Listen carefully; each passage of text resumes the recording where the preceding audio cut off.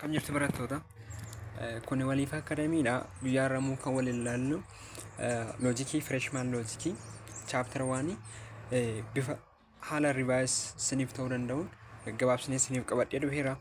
Agadumaatti yoona waliin turtan waan hedduu uffattanii akka deemtan shakkiin qabu. Let us go. Introducing philosophy boqonnaa chapter 1 philosophy dha wal sin barsiisu jechuudha. Philosophy maal akka ta'e main concept of philosophy baratanii deemtu jechuudha. Philosophy falaasama jechuun maal akka ta'e jechuudha. Maanni falaasama kan jedhu chapter kana keessatti concept baay'ee bu'uura ta'e fundamental ta'e fudhatanii deemtu jechuudha. Kanaaf agadumaatti channel keenya subscribe hiriyoota keessaniif share gochaa yaada yoo qabaattan immoo comment jala nuu kaa. Let us go.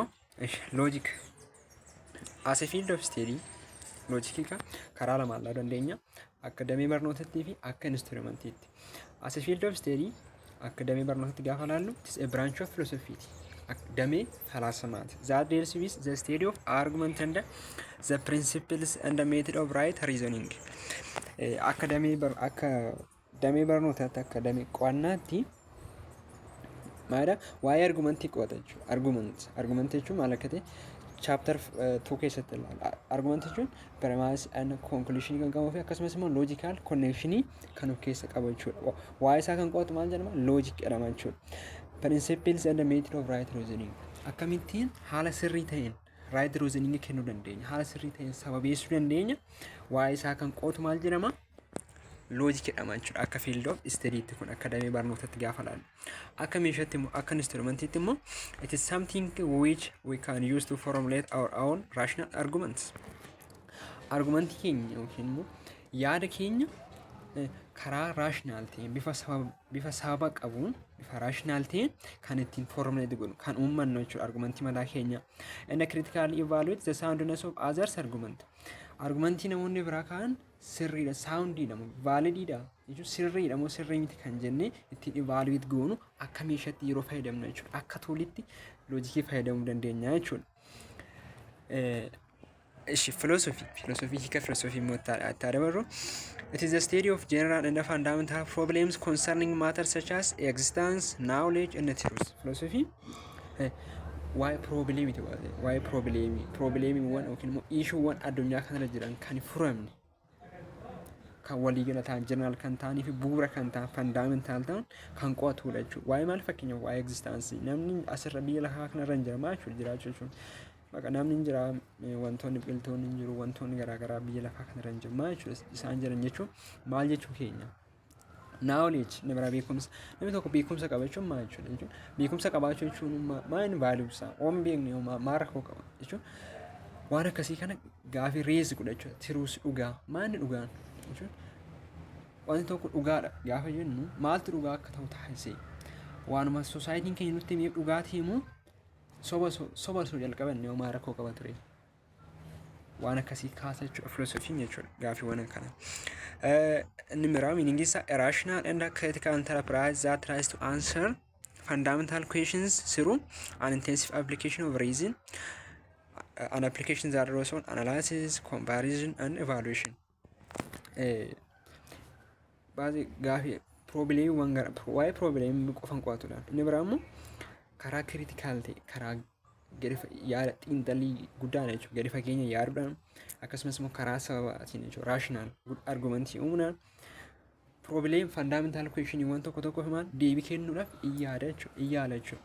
Karaa kamiin deebii kennaa siruwaat intensive application of reason reasoning yeroo kamiyyuu sababaan jechuudha. Sababa sirrii argumentii uumuudhaan primacy fi conclusion gidduutti logical connection gaarii uumuudhaan deebii kennuudhaaf yaala jechuudha. Reason jechuun maal jechuudha? An application that relies on analysis. Jalqaba inni xiinxalawaasa inni bira compare godha yaadota biroo wajjin yaadota namoonni biroo kan ta'uu danda'a isaa wajjin compare godha. Inni bira evaluate godha jechuudha. Dhimma daala jechuudha. Yaada sana maal godha? Evaluate godha jechuudha. Dhimma daala kan biraa fi kan isaa erga compare godhee dhimma daala jechuudha. Wantoota probleemiiwwan ansariiwwan kana dura kennamanis kanaaraas immoo maal godha? Create gochaa waliin madaala xiinxala deemaa jechuudha. Maaltu philosophy jechuudha? It involves reason, akkuma jalqabanne sababa qaba. Raashinaal criticism karaa sababa qabuun yaada namaa mormuu kan of keessa qabudha. Examination qorata analysis xiinxala jechuudha bakka kun amma hojii filoosofiiti jechuudha. Lesson 1 meaning and nature of philosophy hiikadhaa fi uumama filosofii fiicharii isaa lesson 1 kan asirratti bakka isa kana meaning isaatii fi nature of philosophy maal akka ta'e main concept bareeda fudhattanii si deemuu qabdu jechuudha. Philosophy etymologically law of wisdom gaafa etymologically gaafa fakkeenyaaf etymologically gaafa eessa dhuftee jecha ortee jechichi bakka dhuferraa gaafa kaane beekumsa yookiin immoo ogummaa fedhu ogummaa jaalachuudhaan wal qabata jechuudha. Kana jechuun philo jechuun love jechuudha. Fuulduratti ilaala sophie jechuun immoo wisdom jechuudha. Etymologically law of wisdom idha. As a pursuit of wisdom akka ogummaa fedhuutti philosophy refers to jechuudha. Akka beekumsa fedhuutti gaafa ilaallu critical ability development of critical ability waan kamiyyuu ija qaruudhaan jechuun ija sirriitti keessa gad buunee jennee gubbaara waan wanti jedhamee fudhachuu osoo hin taane karaa gadi fageenya yaaduu akka yaadnu amala akkasii akka develop godhannu nu gargaara. Continuous search for truth dhugaadhaaf yeroo kamiyyuu continuously jechuudha. Amma addunyaa kana jirrutti continuously dhugaa barbaadu jechuun har'a waan tokko arganneef har'a dhugaa isaa boru soba waanti fudhachaa deemuu osoo hin taane yeroo kamiyyuu dhugaadhaaf always akka baru search akka goonu gaafata. And the questioning of the apparent wantoota mul'atan gaafachuu maaliif wantoota mul'atan gaafachuu jechuun fakkeenyaaf hawaasa keenya keessatti aadaan kun maqaa sirriidha inni waa kennuu danda'a. Fakkeenyaaf fuudhuu sirriidhaan jechuu danda'a namni hawaasni jechuu danda'a. Jechuun fuudhuu yoo fide jalqaba jechuun maadhaan barbaachise malli biraa relationship itti cimsuun jiraachuu danda'u. Namni kophaa isaa jiraate yoo haadha manaa tokko fi lama oloo qabaate maara koo qabna nama dhadhee bakka reasonable ta'ee gaafachuudha jechuudha. Waan barbaada waan sammuu isaatti dhufe waan argumentii guddee wanta akkasii question gochuu danda'a gaafachuu danda'a asirratti. Giving a critical definition of philosophy is difficult. Philosophy kan inni clear cut yookiin immoo karaa short cut philosophy kan inni hiikuun nu rakkisaadha. Because philosophy has no specific subject matter to primarily deal with. Subject matter takkittiin qabachuudha specific kan ta'e hin qabachu. Fakkeenyaaf jiyoogiraafii waa'ee surface qoota waan bira subject matter isaa waan biraan jiru. Biology about living things wanama specific subject matter qaba. Philosophy garuu yaada addunyaa kana waan jiru hunda isaatii of keessatti hammata jechuudha. Philosophy deals primarily with issue. Philosophy yeroo baay'ee kan inni qo'ataman issue jechuun unresolved problem waan ammaatti furmaata hin arganne waa isaan irratti kan xiyyeeffatu jechuudha. Which are universal in nature kan Itoophiyaa qofa keessatti issuewwan Itoophiyaa qofa keessatti kaanii miti. Aan addunyaa kana irratti universal ta'an jechuun wanna common ta'anii addunyaa fudhateeru kan namni bira gahuu hin dandeenye waa isaa question hin gaafata jechuudha. Primary subject matter waa'ee ishiitu jechuudha asirratti. Philosophy is not elusive nor it is remote from our various problem. Akkas gaafannus immoo wanna nu hubatamne jechuu miti. Wanna comprehend ta'uu hin dandeenye jechuu keenya miti. Probleemiiwwan baay'ee irraa waan baay'ee fagoo ta'e jechuu keenya miti. Waanuma jireenya kee keessatti guyyaa guyyaan nu qunnamaa oolan waanuma isaaniiti. Garuma specific subject matter hin qabu jechuudha. The best way to learn and understand philosophy is to philosophize. Karaa bareedaan philosophy ittiin barachuu dandeenyu philosophize gochuudha. Falaasamuudha jechuudha. Philosophical question garaagaraa wajjin confront ta'u fakkeenyaaf gaaffiiwwan philosophy waan dhugaan amantii maali wantoota akkasii dubbisu maal akka ta'an ofii keenya sammuu keenya critically yaaduun nurraa eegama jechuudha. Maal ta'uudha? Philosophy hubachuudhaa fi sirriitti hubachuudhaa fi sirriitti barachuudhaaf jechuudha. To use philosophical language fakkeenyaaf namni tokko waan akkana waan akkasiisin jechuu danda'a. Waa'ee maaliif akkas ta'e jettee gaafachuu qabda. Philosophical language bifa akkasii ta'e waa'ee maaliif jettee yeroo hunda gaafachuu qabda asirratti. To become acquainted with different philosophical positions and maneuvers akkuma nama isin jedhe gaaffiiwwan garaagaraa keessatti hirmaachuun iddoo san keessa jiraachuun baay'ee barbaachisaa akka ta'e nutti himaa jechuudha. Inni biraa to read the philosophers themselves and to grapple with the issue for oneself. yaadota filoosofaroonni kanaan dura barreessan isaan dubbisuunis baay'ee bareessa. Ishuuwwan kanneenis ofii keenyaafis yaadu keessatti hirmaachuu paarsipeet gochuun baay'ee barbaachisaa akka ta'e nutti hima jechuudha. Socrates once stated, wonder is a feeling of philosopher and the philosophers begins in wonder. Yeroo wayii Socrates maal jedhe philosophize gochuun kan inni eegalu wonderedha jechuudha. Ajaa'ibsiifachuudha. Bakka curiously carefully bakka wantoota hojjennu baay'ee curious ta'anii gaafa laallu gaafa wonder goonu gaafa ajaa'ibsiifannu gaafa dinqisiifannu maaliif akkas ta'e jennee gaafa question gochuu eegallu philosophy yeroo isaan eegalaan jedha jechuudha. Socrates jechuudha. Philosophy is feeling wonder jechuudha. Bakka waan tokko curiously yaadu jechuudha. Feeling isaaniiti jechuudha. Kanaafuu philosophy maana wonder yoon eegala ajaa'ibsiifannaan eegalan jechaadha jechuudha. We all have touched and moved by the feeling of wonder from which all philosophy derives. Wanna baay'ee addunyaa kana naannoo keenya keessa gaaf deemnu waan baay'ee ajaa'ibsiifanna. Fakkeenyaaf samiin kun waan akkamitti lafti kun akkamitti kan hunda akkamitti diriirfamuu akka danda'e nu ajaa'iba jechuudha. Wanta akkasii wonderiin waan akkasii kun filoosofiidhaaf beezidha jechuudha. Baay'ee beezidha jechuudha. We all participate more or less in philosophical issues. Namni kamiyyuu baasee waa'ee philosophical issue problem issue waan philosophiin kaasuu keessatti hirmaata namni kamiyyuu akka nama tokko jechuun philosophy waa'uma jireenya guyyaa guyyaadhaan gochaa oolu keessa waan ta'eef namni kamiyyuu philosophy keessatti hirmaatan jechaadha jechuudha. But thinking alone cannot make us a philosophers. Yaadu qofti immoo maal nu taasisu philosopherii nu taasisu jechuudha. Maal yaadu maal ta'uu qabna participate gochuu qabna jechuudha. Do it jedha hojjechuu qabna keessatti hirmaachuu qabna jechuudha. Akkuma jalqaba sanitti hime jechuudha. Etymologically the word philosophy comes from two Greek words jechuudha. Greek lamarraa dhufe innis philo jechuudha love jechuudha. Sophia wisdom ogummaa jechuudha. Literal definition of philosophy is what? Etymologically gaafa ilaalama jechuudha. Love of wisdom ogummaa beekumsa jaalachuu jechuudha. Love of wisdom ibsanaan hiikama jechuudha philosophy. Ancient Greek thinker Pythagoras was the first to use the word philosopher to call a person who clearly shows a marked curiosity in the things he explains. Jecha kana yeroo jalqabaatiif kan fayyadame Pythagoras jechuudha. Innis maal jechuudha hiika isaa akkamittiin gaafa philosopherii gaafa namaan jiru maal jechuu barbaadeeti bakka yeroo hunda waan curious ta'e waan waa baruudhaaf nama tattaafatu wantoota mul'atan apparent wanta ta'an nama question godhu nama gaafatu nama yeroo hundumaa bakka waa baruudhaaf yaalu maal jedhee yaalatu waama ture philosopher jedhee waama ture jechuudha. Achirraa yeroo isaa jechuudha yeroo jalqabaatiif kan fayyadame. Not all wisdoms are philosophy. Garuu uumamaan wisdom ogummaa hundi beekumsi hundi philosophy miti jechuudha. Fakkeenyaaf namni tokko laawarii ta'uu danda'a yookiin immoo abbaa seeraa ta'uu danda'a. Abbaa seeraa ta'uun filosofariin hun taasisu jechuudha. Specific subject matter san keessatti baay'ee beekneef expertii ta'anaaf wantoonni achi keessa jiran hundi isaa filosofii ogummaawwan achi keessa jiran hundi isaa maal ta'uu danda'a filosofiin ta'uu danda'an jechaadha. The wisdom that philosophers seek is not the wisdom of expertise or technical skills of professionals.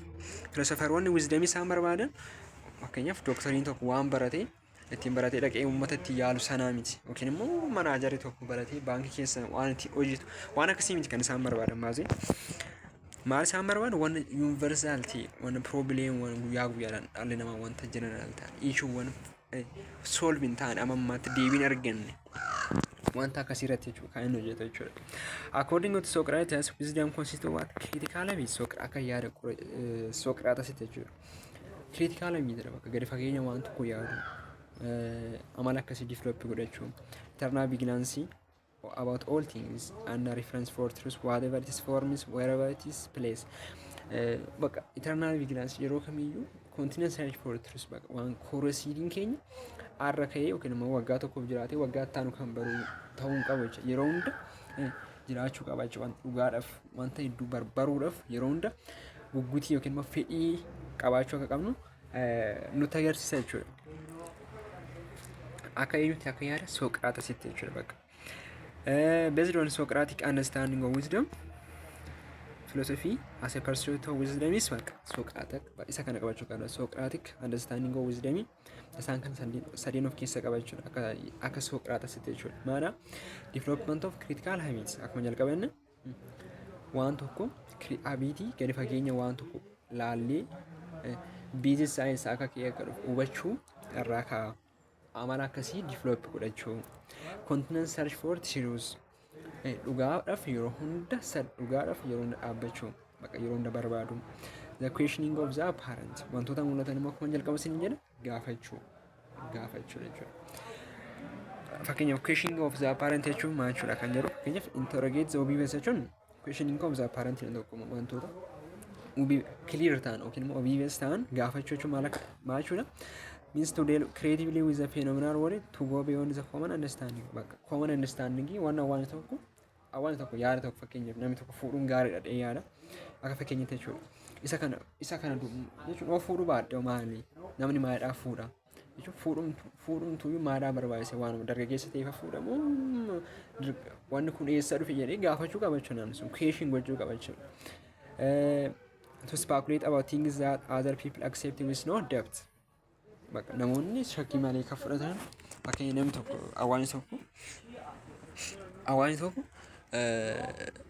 namni tokko waggaa 25 ta'e fuudhuu qabadan yoo yaadan shakkii tokko malee hawaasni waan san practice kan godhu yoo ta'e maadhaaf namni 25 itti fuudhuu qabadanne sababa isaa baruu qabna jechuudha zim jennee fudhachuu osoo hin taane sababa isaa barree waan san hojjechuu qabnaa jechuudha.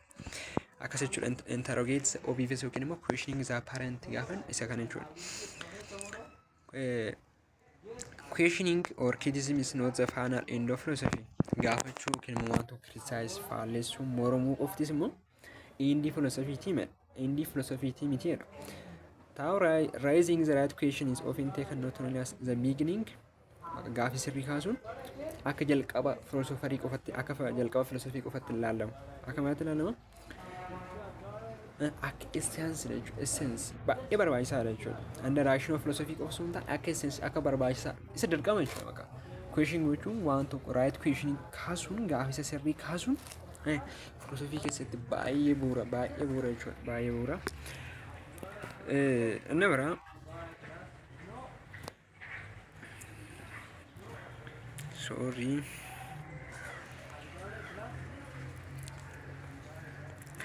the philosophical enterprise, as Vincent Barr stated, is an active imaginative process of formulating proper questions, resolving them by rigorous persistent analysis.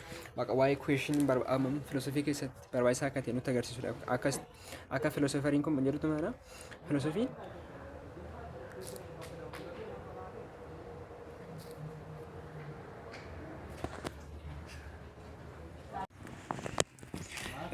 namichi kun Vincent Barry I don't know kamitti akka pronounce ta maqaasa bakka waa'ee question ammam proper gaafisa sirrii gaafachuun filosofii keessatti barbaachisaa akka ta'e nutti agarsiisa jechuudha. Isa kanaaf immoo maal gochuu qabnadha qorannoo analysis baay'ee cimaa ta'e persistent walitti fufiinsa qabnu consistently gochuu qabnu nutti agarsiisa jechuudha. Filosofii keessatti maal ta'uudhaaf philosophy understand na learn gochuudhaaf jechuudha. Philosophy has constructive side, critical side qaba. Philosophy side lama qaba. Side tokko constructive gaafa inni gaafiiwwan turaniif gaafiiwwan baay'ee probleemii baay'eedhaaf maal kenne furmaata kenne deebii kenne jechuun nutti agarsiisa jechuudha. Critical side jechuun immoo gaafiiwwan kana yeroo durii abbootii keenyaan filosofaroota yeroo duriitiin kennamu maal godhan question gochuudha criticize gochuu faallessuudha jechuudha reasonably karaa rational criticism jennee dabarsa karaa sababatiin criticize gochuu analysis xiinxaluu jechuudha wanta kana dura qoratamee bira gaame akkasumas immoo clarify haala hawaasa fakkeenyaaf kitaabota Aristootil barreesse Ingiliffa duriitiin barreesse Ingiliffa sana hubachuu dhiisuu dandeenya. Isa sana irra deebinee maal gochuudha clarify gochuudha hawaasni amma akka hubatutti modernize gochuu violation of answer waan duraan tusan madaalu amma dhugaadha jedhanii dhugaadha jedhanii taa'uu qofa osoo hin taane philosophize gochuun isa kana jechuudha bakka given to basic metaphor fakkeenyaaf metaphysical Metaphysics kan jennu waa'ee reality kan kooti. Epistemology waa'ee knowledge, axiological question ilaalla isaan kana fuulduratti. Waa'ee isaan kana irratti deebii duraan kennaman criticize, analyze, clarify and evaluate gochuun this is a critical side of philosophy. Constructive side immoo akkuma jalqaba isin jedhe rationally answer kennu jechuudha. Formulate gochuudha jechuudha. Maalitti fundamental questioniiwwan kaanitti jechuudha. Waa'ee maal irratti ka'uu danda'u gaafiin waan deemnu kennu nature of reality asumarratti akkuma isin jedhe metaphysics irratti nature of reality jechuun metaphysics dha. Nature of value, axiology, nature of knowledge and epistemology isaan kanneenitti maal kennuudha deebii kennuunis this is a constructive side of philosophy inni fudhachuu dandeenya jechuudha. Inni biraa philosophy is an active jedha bakka philosophy gochaadha jechuudha. Keessatti participate gochuudha hirmaachuudha. Keessatti hojjechuudha bakka act gochuudha malee just learn class keessatti barannee sammuutti waan philosophy Aristotle barreesse qabannee yaada sana irraa haasa'uun philosopherii nuun taasisu baase keessatti hirmaanne philosophy yaada keenya kaasuudhaan yaada gaafiiwwan garaagaraa gaafachuudhaan activity kana act gochuudhaan participate gochuudhaan perform gochuudhaan jechuudha philosophy kan baratamuu danda'u jechuudha.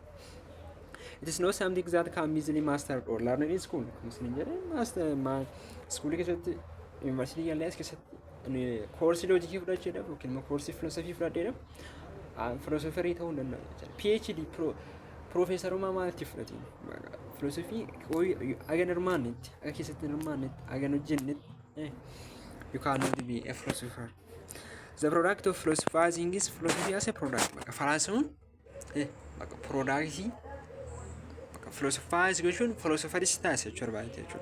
However, what makes someone a great philosopher is not a produced philosophy. Philosophy yeroo kanaan dura Aristotle, Socrates, Albert Einstein philosophy waan isaanin produced qo'achuudhaan miti jedha. Isaan waan qo'atan dubbistee hubachuudhaan miti waan philosopherist taasisu. Maannas taasisu kun jalqaba isin jedhe ability to outstanding ability to philosophize act gochuudha jechuudha. Hirmaachuudha jechuudha philosophy keessatti. Inni biraa lesson two basic features of philosophy ishee kana sirriitti qabachuu qabdu. Philosophy kaan irraa maal taddisa godha? Saabitiiwwan biroota irraa maal taddisa godha kan jiru isa kana jalatti deeply nu hubannaa jechuudha waliin. Philosophy has its own silent features that distinguish it from other academic discipline. Academic discipline biroota irraa wanta isa adda taasisu qabaadha. One, wanta isa godhamu tokkoffamaan philosophy is a set of views, beliefs about life and the universe which are often held uncritical. Akkuma jalqaba isin jedhaman primarily philosophy deals with what? Issuewwan are resolved ta'an jechuudha. Problemewwan furamne jechuudha.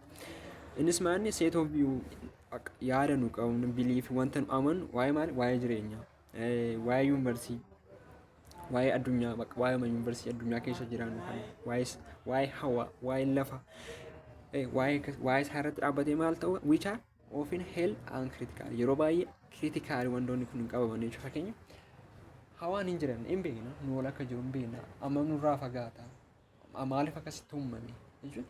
Lafa kanaaf odoonni jiraachuu baate lafti kun akkam ta'uu danda'a? Duumessi eessa dhufe? Waan akkasii kun question gochuun namni question godha yeroo baay'ee bakka waaqatu ol jira jedheetuma namni yeroo dhiisaa jechuudha. Uncritically fudhataa jechuudha ofitti namni. Isa kan waa'ee isaan kana maal gana? Kun amma philosophy dha baasuu.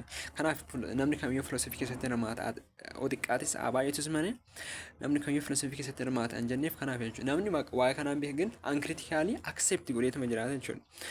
Inni kun maal jedhama? This informal sense of philosophy. Having philosophy. Philosophy qabaachuu jechuudha. Sammuu keenya hin qabne ግን reflect gochaa hin jiru. Referring to informal personality jechuudha. Informal person waan isaan bira geenyee argaaqanii sarteen ta'anii qabanne osoo hin taane waanuma waan keenya akkas jedhee nutti himeef yookiin immoo waanuma saayintistiin tokko akkas nu jedheef qabannee irra malee nuyi keessatti participate goonee creation goonee hin barre jechuudha. Kun maal jedhama? Philosophy qabaachuu having philosophy qabaachuu beekuna sammuu keenyatti garuu idduma isaan taa'eera jechuudha. Akkuma mana ijaarame yookiin immoo waan tokko stagnant ta'ee taa'eera malee uncritically held ta'eera wanti kun jechuudha. Kun amma waa'ee philosophy qabaachuun isa murteessaadha jechuudha. Jalqaba waan kana beekuun murteessaadha jechuudha. Lama philosophy is a process of reflecting on and criticizing our most deeply held conceptions and beliefs. isa kana immoo erga of keessatti sammuu keessatti qabanne kana immoo maal gochuudha waa isaan kana reflect gochuudha. Maal hawaan akkatti mul'ate kun maal jechuun maaliif akka bifa kanaan diriire jechuun shape isaa geengoo fakkaataa ture garuu shape rectangiliin immoo shape isaa maal fakkaata jechuudha. Amma bal'ata maal jennee reflect gochuu qabna. Amantiin waan garaagaraa nu jechuu danda'a. Isaan kanneen maal kittisaa jechuun dhugaa ta'uu isaanii adda baafachuudhaaf bakka kuurees ta'uu qabna jechuudha. Kamiyyuu gaafataa ta'uu danda'uu qabna jechuudha. Wanta waan nuun jedhe san zim jennee fudhachuu osoo hin taane wanta saayintistiin tokko kuni kana nuun jedhe isa zim jennee fudhachuu osoo hin taane kittisaayis rifleektii gochuudha jechuudha. Dhugaa ta'uu isaa arragaagatu sarteen ta'uu qabna jechuudha. This is a formal sense of philosophy dha bakka inni kun wanna philosophiitti dhiyaatu jechuudha. Formaal jechuudha. Doing philosophy bakka. Philosophy hojjechuun isa kana jechuudha. Note two sense of philosophy having and doing. Philosophy sense lama qaba qabaachuu fi hojjechuudha. Cannot be treated entirely independent of each other. Adda addatti baasnee isaan lamaan dandeenyu. Isaan lamaan maal walirratti hirkatoodha baay'ee walirratti hirkatoodha. If we do not have a philosophy in the formal personal sense then philosophy yoon qabaan informal sense inaan philosophy yoon qabaan wanni hojjennu jiru jechuudha. Philosophy ammatee philosophy ammatee jalqaba sammuu keenya keessatti qabaachuu qabna jechuudha nutti agarsiisa jechuudha kun. So philosophy tokko hojjechuudhaaf akti gochuudhaaf jalqaba maal qabaachuu qabna? Philosophy qabaachuu qabna jechuudha. Aftaaf philosophy sammuu kee keessatti qabaachuu qabda jechuudha. But having philosophy is not sufficient for doing philosophy. Philosophy qabaachuu qabna sammuu kee keessatti qabaachuu qofti. Philosophy hojjechuudhaaf gahaa mitiin jechaadha. Ejjiinuu philosophical attitude. Philosophical ilaalchi philosophy inni dhugaan jedha. Searching and critical kuma jalqabu sin jedha. Continue search for truth bakka. Gaafachuudha yeroo kamiyyuu critical bakka gadi fageenya waan san beeksisaa isma dhugaa jechuun waan sin jedhamee fudhata osoo hin taane question goote gaafachuun isa philosophy isa dhugaadha nu jechaadha jechuudha. Inni bira open minded and tolerant. Sammuu keenya banaa taasisuu qabna baasee. Fakkeenyaaf amantiin koo wanti naan jechuudha na baasee. Waan san agaa jechuun baruudhaaf isa dhugaa baruu hin jedhee fudhadhee amantiin koo akkas naan jedhee bakka inni akkasuma itti fudhachuu osoo hin taane amantii karaa biraati karaa amantii sitti himeen karaa biraa hubachuu dandeessa. Isa sanaaf banaa ta'uu qabda jechuudha. Ammatee banaa ta'uun baay'ee bareeda. Open minded ta'uun baay'ee bareeda. Tolerant namni garaagaraa yaada garaagaraa sitti kaasuu danda'a. Isa kana danda'uu qabda jechuudha. Willing to look at all sides of issue without prejudice. Gamanaanis gama hundaan fakkeenyaaf wanti fakkeenyaaf waa'ee lafa kan uumame waaqoo jedhe saayintistiin immoo lafti kan uumame slow process waan addaa jechuu danda'a. Isaan kana lamaanuyyuu beekuun barbaachisaadha jechuudha. Amantiin akkas naan jedhee amantiin kun dhorkaa ani kana ilaalu jechuun sirrii miti nu jechaadha jechuudha asirratti. Fairly karaa prejudice hin qabneen also speak of life ilaaluun baay'ee barbaachisaadha. To philosophize is not merely to read and now philosophy akkuma jalqabu sin jenne philosophize jechuun dubbisnee hubachuu qofaa miti. To philosophize also means what? To generalize. Dimshaashessuudha jechuudha. Amantiin akkana jedhee groupiin kun immoo akkana jedhee waliigalatti kun akkanatti amma conclusion bira geessuuti maal hubachuudha. Philosophizing kan of keessatti hammata jechuudha. Philosophers take a second look at a material presented by common sense. Second look. Wanti tokko na duroo ilaalame waa'ee fakkeenyaaf saayintistiin tokko waa'ee philosophical question tokko deebii yoo kenne baqatti kennameera kun kana fudhattee deemuu qofa osoo hin taane second look irra deebitee ilaala irra deebi'ee mokkora jechuudha irra deebi'ee yaala jechuudha. Hubataa jechuudha waasan. Accumulation of knowledge does not by itself lead to understanding. Akkuma jalqaba sin jedhu knowledge walitti accumulate gochuun qabaachuun qofti philosophy understand goon jechuu miti. Because it does not necessarily teach the man to make critical evaluation of the facts that entail consistent and coherent judgment. Baasii namni tokko halkan tokkotti kitaaba self development book tokko dubbisee buluu danda'a. Kitaaba fixee ofitti gammaduu maal danda'a. Lakin yoo waan kitaaba san keessa jiru san yoo hubannee keessa isaatti fudhatee yoo sammuu isaatti fudhatee yoo yaalli yoo practical hin taasisne seensiin hin kennu bakka. Seensiin kennu bu'aan qabu jechuudha. Kanaaf keessatti hirmaachuun baay'ee barbaachisaa akka ta'e nutti agarsiisa jechuudha. because it does not necessarily teach the mind to make critical evaluation of the fact that intel constant and coherent judgment. Sammuu keenya problem waan dubbisnee bira hin geenye gaafannee akka baru nun taasisne waan ta'e waan osoo hin qabannee bira dabarre gin sammuun keenya maal critical ability sammuu keenya sharp nu gochuu danda'u qaba nu jechaadha jechuudha. Philosophers, theologians, scientists and others disagree. Philosopheroonni, theologistiin, saayintistoonni garaagaraa yeroo baay'ee waliin galan. Sababni isaa maaliif? They view things from different point of view with different assumption. Okay? Namni tokko bareedaadha gaafa jennu ana fakkeenyaaf nama ta'e tokkoof bareeda ta'uu danda'a namni tokko. Nama kanaaf immoo bareeda ta'uu dhiisuu danda'a. Nama baay'een bakka biyyuuwwan garaagaraa kun noormaalidha bakka isa gaamnaa jechuu danda'u. So namni bakka point of view garaagaraa qaba. Daandii yookiin immoo saayitii namni tokko waa ittiin ilaalu miirarri namni tokko ittiin ilaalu gargar jechuudha namoota baay'ee. Kanaaf jechuudha kan isaan waliin galle. The living changing universe addunyaa jijjiiramaa jiru keessa changeable already keessa jiraachaa jira. Kanaaf fakkeenyaaf waan Aristooteel yeroo isaan yaade yeroo ammaa jiraachuu dhiisuu danda'a maaliif bakka jijjiiramni dhufeera waan ta'eef. So sababa kanaaf agreementiin akka laayeen hin jiraatu jechuudha. Inni biraa some people are responsive and sensitive to change, others cling to traditional status quo.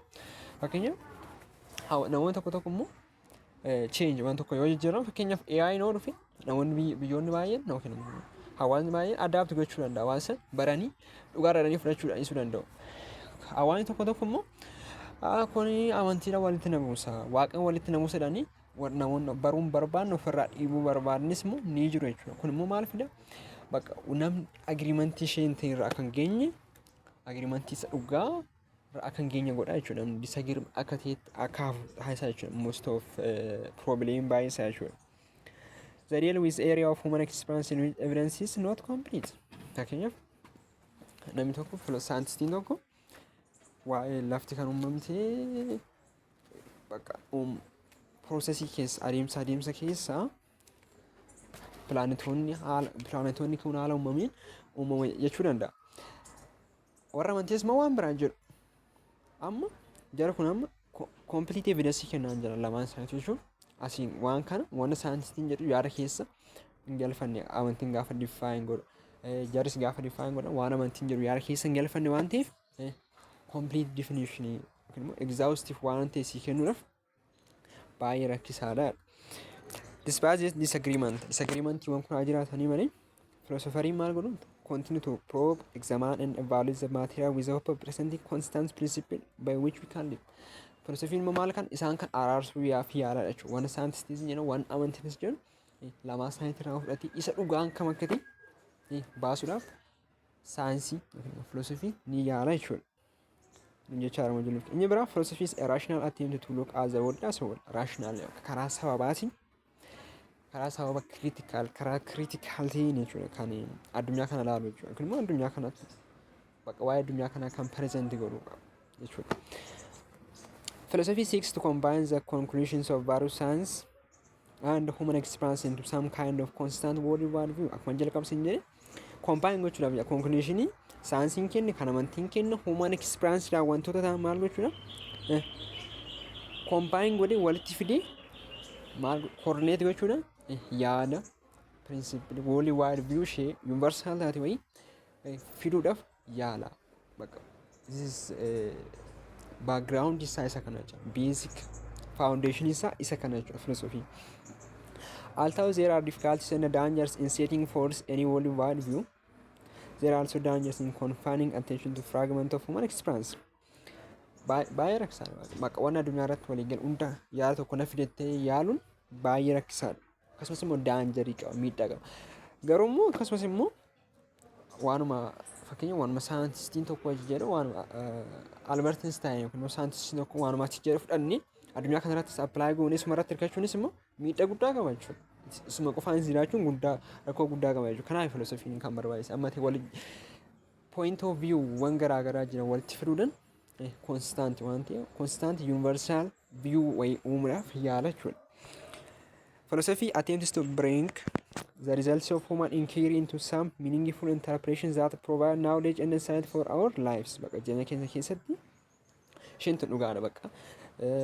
Daandiin addunyaa kanaa isheedhannee akka fudhannuuf ammatee maalin human inquiry gama hundaan jiru meaningful interpretation wanta amantiinis jedhu wanta saayintistoonnis jedhan wantoonni immoo namoonni immoo human experience irraa argatan walitti qabuudhaan meaningful interpretation kenna jechuudha hunda isaati jechuudha. Waa'uma jireenya addunyaa kanaa namni akkamitti addunyaa kana jiraate darbuu akka qabu bakka meaningful waan ta'e wayii fidaa jechuudha philosophy. Philosophy is a logical analysis of language, clarification of meanings of words and concepts. Kun maal jedhu? Philosophy'n waa'ee language qo'ata. Waa'ee afaan philosophy keessatti fayyadaman maal akka ta'an. Meaning of word hiika jechoota conceptii jedha. This is inni kunis immoo silent feature of philosophy keessa isa tokko jechuudha. All philosophers are used methods of analysis and have sought to clarify the meaning of terms and the use of language. Philosopheroonni analysis garaagaraa fakkeenyaaf waan tokko ibsuudhaan dura hiika jecha sanii beekuun baay'ee barbaachisaa. Fakkeenyaaf argumentii logic philosophy amma hunda isaa maarraa ilaalle keessa isaa diipii buunee ilaaluun dura maal ilaalle hiika isaanii ilaalatu definition isaanii ilaalatu jechuudha. Isa kana jechoota philosophy keessatti fayyadamnu hiika isaanii kennuu irrattis kan xiyyeeffatudha jechuudha. Philosophy jechuudha sanaan akka hubattaniin barbaada. Some philosophers see this as a main task of philosophy. Philosopheroonni tokko waa'ee language hiika jechoota kennu taaskii isa guddaa kan philosophyiti. Isa major task of philosophy jedhanii yaadu. Kun immoo if you claim that this is only a legitimate function of philosophy bakka waanuma sana akka namni hubatuuf malee akka namni understand godhuuf malee dirqama miti philosophy waa'ee jechoota irratti xiyyeeffachuun qabu warri jedhanis immoo hin jiru jechuudha. Muraasni jechuudha. Consider a philosophy a specialized field serving the science and aiding in the clarification of language. Bakka akkamitti fudhachuu qabna? Specialized field saayinsii bakka saayinsii hunda isaa kan gargaaru akkasumas immoo clarification of language keessattis immoo akka gargaaru ofirran baay'ee bareedaan jechaadha namni kun. This outlook has gained support during the 20th century. Yaadni kun jaarraa 20ffaa keessa supportii argatee jechuudha waa'ee clarification of language irratti philosophy hirmaachuu akka qabu jechuudha. Not all linguistic analysis however define knowledge so narrowly. Linguistic jechuun waa'ee afaan warreen qo'atan knowledge narrowly define beekumsa narrowly define godhan jedha. Many of them think that we can have knowledge of ethical principles and the like. Although this knowledge is also experientially derived. Ethical principle waan qajeelchawwan hawaasa keenya waa'ee tiksiidhaan wal qabatan isaan hubannee fi isaan wal fakkaatan yoo hubanne knowledge hin qabaanna jedhanii hiikaa turan jechuudha linguistikiiwwan. Experientially derived yookiin muuxannoo keessas immoo knowledge garaagaraa develop gochuu akka dandeenyudhani define gochaa turan. Garuu linguistikii hundi isa kana define akkatti gochaa ture jechuudha. Philosophiinis immoo definition knowledge dhaaf kennuun jira jechuudha. From this narrow point of view the aim of philosophy is to expose confusion and nonsense. Confusion waan kana expose gochuu balleessu nonsense sense waan keenya kan balleessu common understand common waan ta'e wayii kennu jechuudha. Clarify meaning waan kana clarify gochuu ibsu use of terms in science and everyday affairs bakka jechuun kun jireenya guyyaa guyyaa keessatti akka sirriitti fayyadamnu clarify godha jechuudha. Clarify akka namni understand godhuuf philosophy ni hojjetaa. Philosophy is a group of perennial problems that interest people and for which philosophers always have sought answers. Philosophy immoo gama tokkummaan probleemwwan hawaasa keessa hawaasni barbaadu jechuudha. Interest people kan hawaasni barbaadan baruu barbaadan malee maaluma hin taane fakkeenyaaf dhagaan socho'uu danda'u namni baay'inaan interest miti waa'ee kanaa baruu jechuudha. Waan akka kanaatti hin xiyyeeffatu jechuudha philosophiin. Wanna uummata perennial problem wanna uummanni baruudhaaf barbaadu jechuudha irratti kan xiyyeeffatu malee probleemiin baay'ee jira addunyaa kana probleemiin taa irratti hin xiyyeeffatu jechuudha baay'ee. For which philosophers always have sought answers. Yeroo hunda philosopheroonni kan deebiitti barbaaduudhaaf kan yaalan jechuudha. Kan deebii argachuudhaaf deebisaa argachuudhaaf yeroo hunda kan qoratan analyze kan godhan isaa kanarratti jechuudha kan xiyyeeffatu philosophiin malee waan taraatee wanta hawaasa addunyaa kanaaf fayyadne irratti hin xiyyeeffatu jechuudha. Philosophy presses this inquiry into the deepest problem of human existence. Waa'ee jireenya namaa namni bakka akka hubatuuf maaliif akka addunyaa kanarra maaliif akka jiraachuu akka hubatuuf isa deepest isa addunyaa hunda isa universal ta'e irratti kan xiyyeeffatuun jechaadha jechuudha. Inquiry isaa jechuudha. The following some questions are philosophical or have philosophical importance. Fakkeenyaaf gaaffiiwwan armaan gadii olaanaa perennial problem human existence wajjin relation strong ta'e qabanidha jechuudha. Fakkeenyaaf what is truth? Dhugaa jechuun maal jechuudha? Waan tokko akkana dhugaadha gaafa yoo nuti jechuun hawaasa keenya irraa barnee ወይ saayintistii wayii irraa barree wanti jechuudha. Maal jechuudha dhugaa jechuun iyyuu waan tokko dhugaadha gaafa maal jechuudha. Fakkeenyaaf jalqaba wanni kun sobadoo jedhee ture waan yeroo durii soba inni ta'uu fudhanna. Dhuguma jechuun iyyuu maal jechuudha. Isuma dhugaa waanuma dhugaadha jechuun maal jechuudha. Reyaalitii jechuun maal jechuudha jedhee questioning good definition namni akka waan kana hubatu taasisaa jechuudha. What is the distinction between right and wrong? Sirriidhaa fi dogongora gidduu maalni garaagarummaa isaanii? Maaltu sirrii jedhe waan tokko? Hawaasni durii waanuma sirriidha jedhee sirriidha jennee moo maaltu sirrii akka eeyyamnu keenya eessa dhufe jechuudha. Wanni kun sirrii miti sirriidha jechuun maal fakkeenyaaf namni tokko nama guutuu sirriidha sirrii miti yoo jedhe sirrii miti yoo jedhe maaltu sirrii akka hin taane taasisne eessa dhufe hawaasni waanuma nutti himeefi moo maaltu akka wantoota akkasii bakka kan kaasudha jechuudha. Right and wrong. Hiikumti right fi wrong maal jechuudha. Yoo fide jedhee kan gaafatu philosophy problem gaaffiiwwan fundamental isaa kana gaafata jechuudha. Fundamental life issues what is life maal jechuudha jiraachuu jechuudha. Why am I here addunyaa kanarra maadhaaf dhufe jechuudha.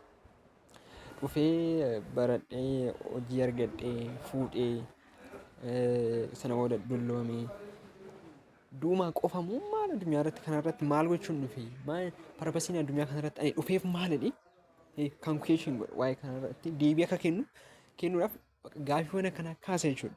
Why is there anything else jechuudha. Asii fakkeenyaaf amma dhagaan hin jira biqiltoonni hin jiru maal godhu asii jechuudha. Namni ijaarama gurguddaa kan inni ijaara maal godha asii jechuudha. Booda in some way yeroo ta'e wayii booda wanni kun jiraachuu dhiisuu danda'a. Asuma maal godha jedhee question godha jechuudha. Maaltu iddoo kana fakkeenyaaf iddoo kana taa'ee yoo hin jiraadhe iddoo kana akkan taa'u maaltu na taasisa jedhee question godha jechuudha. Namni waa'ee kana probleemiiwwan kanaaf deebii jechuudha. Probleemiiwwan akkana rees godha jechuudha. Oo danda'amu maal kenna deebiitti kenna jechuudha philosophy. Is there a really a fundamental distinction between right and wrong? Garaagarummaa right and wrong wanti distinct godhee adda nu baasee differentiate nu godhu hin jira. Principaliin hin jira. Fakkeenyaaf namni tokko maaloo darbe intini bira kan biroo darbe raayitiidha. Wanna kana immoo hunda barre sirriidha kan jedhu line up yookiin immoo principaliin nuuf kaa'ame ni jiraadhe question godha jechuudha. Or is it just a matter of one's opinion? Waanuma ofii yaadnu moo waanuma sammuu keenya keessa yaadnu? Opinion was beauty miidhaginni maal jechuudha. Fooqiin kun fakkeenya hin bareeda waan jedhu maal bareedinni isaa maal agarsiisa jechuudha. Waanuma akkana namatti calaqqisee fi wayin immoo waanuma maabiraati isaa kan ibsaa isaa dasni jedhee fi immoo maal beauty namni tokko bareeda kan jennu maal funyaan isaa bareeda maal namni tokko bareeda kan jechiisu waan tokko bareeda kan jechiisu maal akka ta'e standardii hin jira. Standard of beauty itti measure goon hin jiraadhe ni gaafata jechuudha. Where does knowledge come from? Eessa dhufe beekumsa jechuudha. Aristootelitti nuu kennamu Aristootel eessa bare Aristootel nuu kenna Aristootel eessa dhufe jalqaba eessa bare beekumsa jechuudha. Wantoota akkasii kan question kan godhu philosophy dha jechuudha. Maqaan gaaffiiwwan akkana is there a possibility of life after this? Erga addunyaa kanarra jiraanne booda erga duune booda carraan jireenya ni jira. Isa kan jiraachuu isaatiif maal ragaan keenya jechuun waanuma spiritually keessa keenya amaniif immoo maaltu ragaa persentii dhibbaa akka amannu taasisaa jedhee gaaffiiwwan akkana kana kaasa jechuudha. Maaltu philosophy jechuudha. That aim to seek answers or solution to them as given to theories and the system of thought. Philosophy gaaffiiwwan akkana wantoota amma ilaalaa ture jechuudha. Kaasusaa maal system of thought school of thought waan garaagaraa dhufanii school of thought kanneen akka idealismiin deebiiwwan kanaaf deebiin kennuu qaba realismiin pragmatismiin analytical philosophy, existentialism, phenomenology, process of philosophy. Isaan kanneen maal amma danda'an school of thought kun principalii ta'eera dhaabbatanii deebii kennuudhaaf yaalaniiru jechuudha. Isaan kun akka dhaabbatan taasiseera jechuudha. School of thought kun maaltu deebii gaaffiiwwan armaan olitti kaan kana deebisuudhaaf jechuudha. Philosophy also means various theories or system of thought developed by great philosophers. Gama tokkoon immoo gaafa ilaalle philosophy definition isaa wantoota Aristotle fa'aa, Socrates fa'aa gaaffiiwwan kana of fidu fakkeenyaaf isaan kana isaan wanta hojjetan kan philosophy taasisan miti. So philosophy jechuun wantoota isaan yaada turan gaaffiiwwan isaan kaasan turanis jechuu ni dandeenyadha gama tokkoon immoo. Without these people and their thoughts, philosophy would not have the rich content it has today. Also Aristotle, also Socrates, also Plato, also Rousseau, also John Locke, philosopheroonni kunniin contribute gochuu baatanii philosophy waan jedhamu beeknu jechuudha. Hawaasni waan nu jedhe fudhannaa hin jiraanne jechuudha. Akkasumatti isaan dhaabusaan yaadni isaan kaasuun philosophiin akka jiraatu foundation isa baay'ee beezii isa guddaadha jechuudha. We are constantly influenced by ideas that have come down to us in the traditional society. Yeroo baay'ee waan hawaasni keenya hin jedhe amma rakkaaniin baranne isaan nutti himaa bakka kanoo godhuu rakkaan hin godhiin jedhamee akka standaardiitti nutti himu akkasumatti hin jiraatamne baay'ee maasii hunda filoosofaroonni kun jiraachuu baatan out of the box akka yaadnuuf tradishiniin keenya yeroo baay'ee nuun eeyyamu jechuudha. Inni biraa metaphysics and epistemology branches of philosophy dha. Isaan kanneen paartii turreetti waliin ilaalla.